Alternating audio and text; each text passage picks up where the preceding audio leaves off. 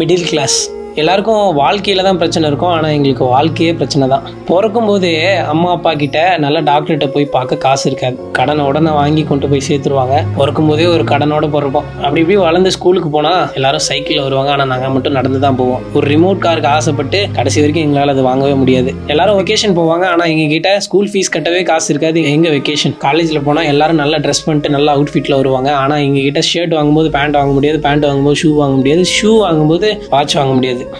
நல்ல காலேஜ்லேயும் படிக்க முடியாது. நல்ல காலேஜ்லேயே படிக்கல, அப்புறம் எப்படி நல்ல வேலை? எப்படியும் ஜாபை விட்டு போக மாட்டான் அப்படின்னு சொல்லிட்டு மேனேஜர் நம்மளை மட்டும் வச்சு செய்வான். சரி, ஏதாவது பிஸ்னஸ் பண்ணலாம் அப்படின்னு போனால் எங்ககிட்ட இன்வெஸ்ட்மெண்ட்டே இருக்காது. எங்கள் பிஸ்னஸ் மேரேஜ். அவங்களோட முதல் கேள்வி என்னவா இருக்கும் அப்படின்னா, சொந்த வீடு இருக்கா அப்படின்றதான். இல்லைனா மாதம் 1 லட்சம் 1.5 லட்சம் இருக்கான்னு. நாங்கள் பார்க்குற 10-15 எங்கள் சொந்த வீடு கடைசி வரைக்கும் எங்களுக்கு கனவு தான். அப்படின்னா எதுக்காகடா வாழ்றீங்க அப்படின்னா, எங்ககிட்ட நல்ல உறவுகள் இருக்குங்க. நாங்கள் எவ்வளோ கஷ்டப்பட்டாலும் எங்கள் தம்பி தங்கச்சியை நல்லா பார்த்துப்போம், அப்பா அம்மாவை நல்லா பார்த்துப்போம். பாட்டி கிட்ட 10 பைசா காசு இல்லைனாலும் சுருக்கு பையில 10 ரூபா சேர்த்து வச்சு ஊருக்கு போகும்போது ஒரு 100 ரூபா கொடுத்து அனுப்புவாங்க. அந்த அன்பு எங்க மிடில் கிளாஸ்ல மட்டும்தான் இருக்கும். இதெல்லாம் பார்த்துட்டு ஏதாவது ரிச் கிட் வந்து கமெண்ட் பண்ணா, நீங்க கடைசி வரைக்கும் ட்ரை பண்ணல, நாங்களாம் இதை பண்ணிருக்கோம் அதை பண்ணிருக்கோம் இவ்வளவு சம்பாரிச்சிருக்கோம் போட்டுட்டு இருக்காங்க ஃபேக்கா.